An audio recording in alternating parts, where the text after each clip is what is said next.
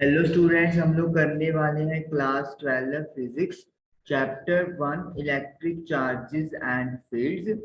हमारे एक्सरसाइज के क्वेश्चन चल रहे हैं और हम लोग क्वेश्चन नंबर 7 पर आ गए हैं। चलिए स्टार्ट करते हैं। क्वेश्चन नंबर 7 में ए पार्ट पूछा गया है। An electrostatic field line is a continuous curve. एक इलेक्ट्रोस्टैटिक फील्ड लाइन जो होती है वो कंटिन्यूस कर्व होती है। That is a field line cannot have sudden breaks. मतलब अगर हम लोग बात करें तो बिन बिटवीन कोई भी ब्रेक आपको एक लाइन के बीच में नहीं मिलेगा। ये या ब्रेक तब मिल सकता है अगर एक चार्ज यहाँ पे है और दूसरा चार्ज यहाँ पे है, तो यू कैन से कि इलेक्ट्रिक फील्ड लाइन यहाँ पे जाके ब्रेक हो जाएगी, लेकिन इन बिटवीन कहीं पे भी ब्रेक नहीं होगी। वाई नॉट, ऐसा क्यों नहीं है? तो ये हमसे पूछा गया है। तो ब्रेक नहीं होंगे वो पूछा गया, तो उसकी वजह क्या है?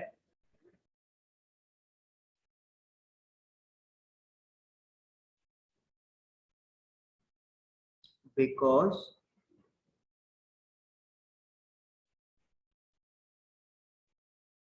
Charge can not jump from one point two other. वो उसकी वजह ये है कि जो चार्ज है वो एक पॉइंट से दूसरे पॉइंट पर जंप नहीं कर सकता, या एक पोजीशन से दूसरे पोजीशन पे अगर उसको जाना है तो वो जंप करके नहीं जाएगा, वो कंटिन्यूसली एक पाथ में फॉलो होएगा। तो कंटिन्यूसली अगर उसको मूव करना है तो उसके लिए जो इलेक्ट्रिक फील्ड लाइन है वो भी कंटिन्यूस होना चाहिए। तो इसीलिए चार्ज जो है वो एक पॉइंट से दूसरे पॉइंट या पोजीशन पर जंप नहीं करेगा और सडन ब्रेक भी हमें नहीं मिलने वाला। सेकंड पार्ट है explain why two field lines never cross each other at any point. अगर हम लोग दो फील्ड लाइंस यहाँ पे ड्रॉ करते हैं, सपोज कर लेते हैं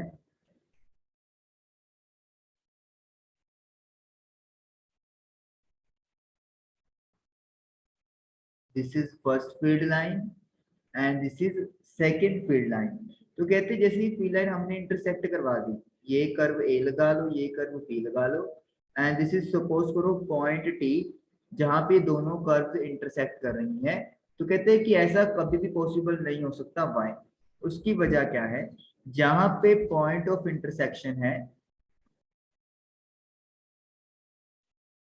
eight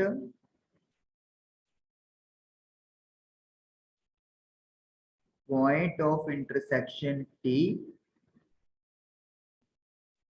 there would be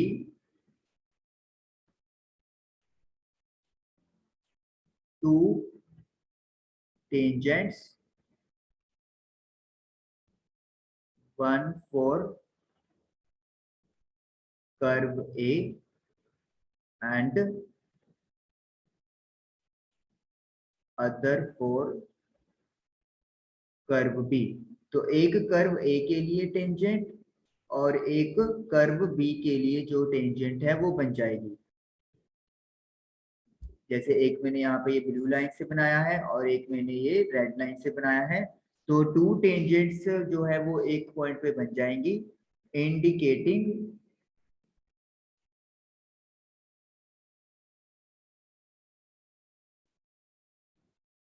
to direction of flow of charge at same time, जो ये बताएंगी कि एक चार्ज एक ही समय पर दो डिफरेंट डायरेक्शन में मूव कर रहा है, which is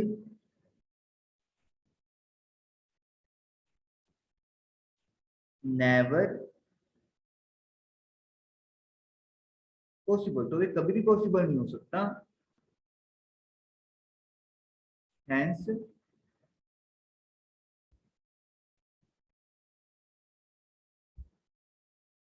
to field lines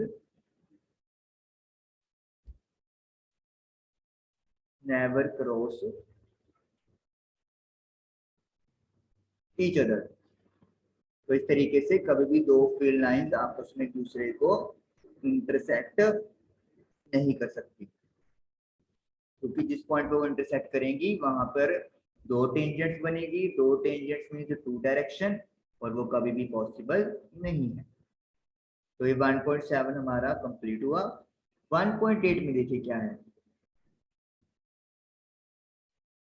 two charges QA and QB are located 20 centimeter apart in vacuum. तो वैक्यूम में दो चार्ज रखे हुए हैं A and B।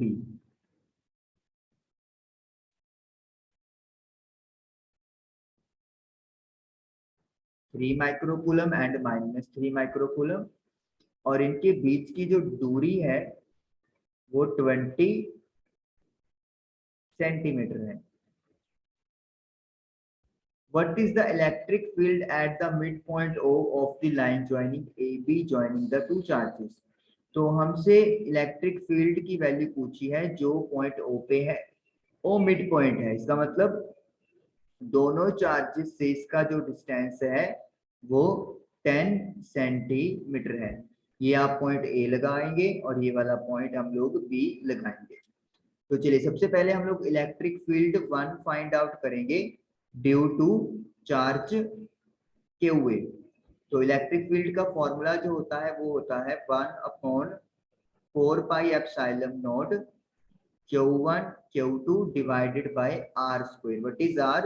Distance between the charge and the point at which you need to find electric field. इसकी जो value है वो फिक्स होती है वैक्यूम में, दैट यू नो 9 × 10⁹ Q1 की value, okay, Q1 only Q1 not Q2, और we can say simply Q लिख सकते हैं हम लोग इसको, वो तो फोर्स Q लिख दें। Q की वैल्यू 3 µC यानी कि -6 हो जाएगा।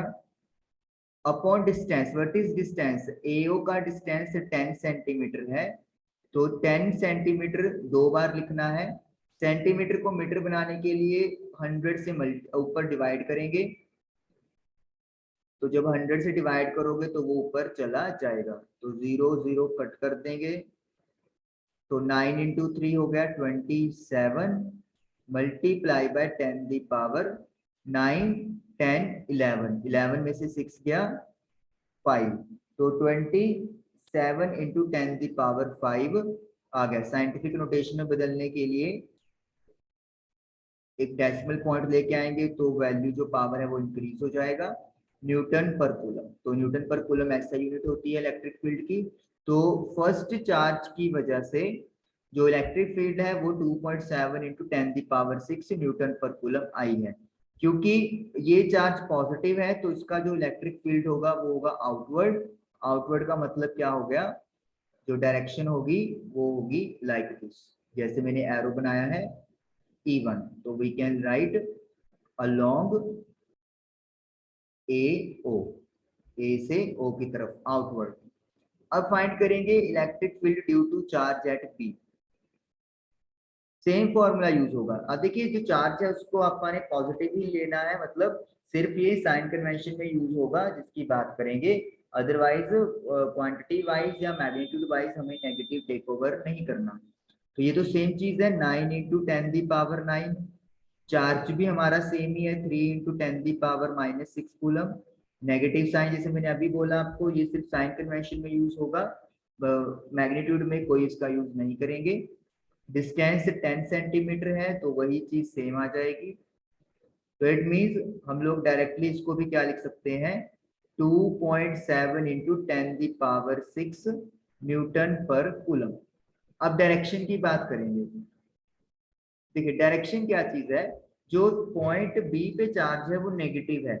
नेगेटिव में जो इलेक्ट्रिक फील्ड होती है वो इनवर्ड होती है। इनवर्ड का मतलब क्या हो गया, बी जो है वो ओ वाले चार्ज को अपनी तरफ एक तरह से पुल करेगा, तो इसका डायरेक्शन भी इनवर्ड होगा in the same direction of E1। तो यानी कि E2 की जो डायरेक्शन है वो E1 की तरह ही होगी, क्योंकि जो चार्ज है वो यहाँ पर नेगेटिव रखा हुआ है, तो यहाँ पे हम लोग लिखेंगे along O B. B O नहीं लिखेंगे, बी ओ का मतलब बी से ओ की तरफ हो जाएगा, बट एरो बी की तरफ हो रहा है तो ओ बी लिखना पड़ेगा। तो इट मीन्स हम लोग कह सकते हैं कि जो टोटल इलेक्ट्रिक फील्ड आएगी मेरे पास वो E1 प्लस E2 हो जाएगी। वाई? क्योंकि दोनों का डायरेक्शन सेम है, तो सिंपली हम लोग दोनों को ऐड कर देंगे। एंगल 0 बन रहा है, तो इसीलिए net electric field will be E1 plus E2। तो E1 और E2 की वैल्यू पुट कर देंगे, तो ये आपके पास हो जाएगा 2.7 इंटू 10⁶, कॉमन ही आ गया, तो 1 प्लस 1, 1 प्लस 1 2, 2 इंटू 2.7 इंटू 10⁶, यानी कि 5.4 मल्टीप्लाई बाय 10⁶ न्यूटन पर कूलम। तो ये हमारे पास इलेक्ट्रिक फील्ड की डायरेक्शन, सॉरी इलेक्ट्रिक फील्ड की मैग्नीट्यूड आ गई पॉइंट ओ पे, और डायरेक्शन क्या रहेगी? अलोंग ओ बी रहेगी। ओ बी भी लिख सकते हो, या फिर हम लोग इसको ओ बी लिखेंगे क्योंकि ओ पे ही पूछा गया था, तो डायरेक्शन अलोंग ओ बी ही आएगा। तो ये फर्स्ट पार्ट हमारा डन हो गया। उसके बाद सेकंड पार्ट इन्होंने हमसे पूछा है, उससे पहले अपन इस पार्ट को थोड़ा इरेज कर लेते हैं। तो इलेक्ट्रिक फील्ड का फॉर्मूला जो आपको आज आया है वो याद रखना जरूरी है। तो ये हमने स्पेस क्रिएट कर ली है, अब अपन इजीली सेकंड पार्ट कर सकते हैं। सेकंड पार्ट है, if negative charge of magnitude 1.5 into 10⁻⁹ Q की वैल्यू लिख लेते हैं, नेगेटिव है। तो एट दिस पॉइंट, पॉइंट मतलब ओ पे हम लोगों ने चार्ज प्लेस कर दिया है 1.5 इंटू 10⁻⁹ कूलम, नेगेटिव। तो कहता है इस टेस्ट चार्ज पे कितनी फोर्स लगेगी। अब फोर्स का फॉर्मूला होता है Q multiply by E। Q मतलब जिस चार्ज पे फोर्स कैलकुलेट करनी है वो वाला चार्ज होता है, और E होता है इलेक्ट्रिक फील्ड जो उस पॉइंट पे लग रही होती है।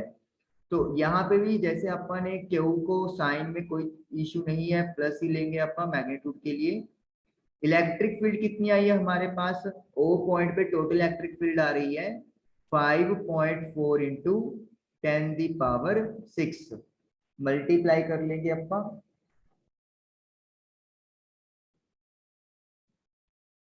तो 1.5 इंटू 5.4, तो it will be 8.1 multiply by 10⁻⁻³ Newton.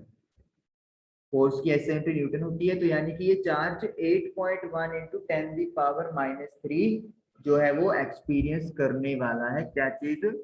Force. अब डायरेक्शन क्या होगी? देखिए ओ पॉइंट पे जो चार्ज रखा है वो हमारे पास क्या है? नेगेटिव है, और जो यहाँ पे बी पे चार्ज है वो भी नेगेटिव है, तो नेगेटिव नेगेटिव रिपेल करेंगे, और जो ए पे चार्ज है वो पॉजिटिव है, तो पॉजिटिव नेगेटिव को अट्रैक्ट करेगा। तो इट मींस जो फोर्स की डायरेक्शन होगी वो होगी लाइक दिस, अलोंग ओ ए। ओ ए की तरफ जो है वो फोर्स एक्सपीरियंस होगा, क्योंकि ओ बी तो उसको पुश बैक करेगा, जो बी वाला चार्ज है उसको अपने से दूर करेगा, क्योंकि दोनों पे जो चार्ज है वो नेगेटिव है, same charges repel each other. लेकिन ए वाला पॉजिटिव होने की वजह से नेगेटिव को अपनी तरफ अट्रैक्ट करेगा, तो इसीलिए जो नेट फोर्स लगने वाली है वो अलोंग ओ ए लगने वाली है, और यही हम लोगों ने कैलकुलेट करना था। तो आई होप आपको क्वेश्चन नंबर 1.7 एंड 1.8 क्लियर हुए होंगे। Thank you for watching the video.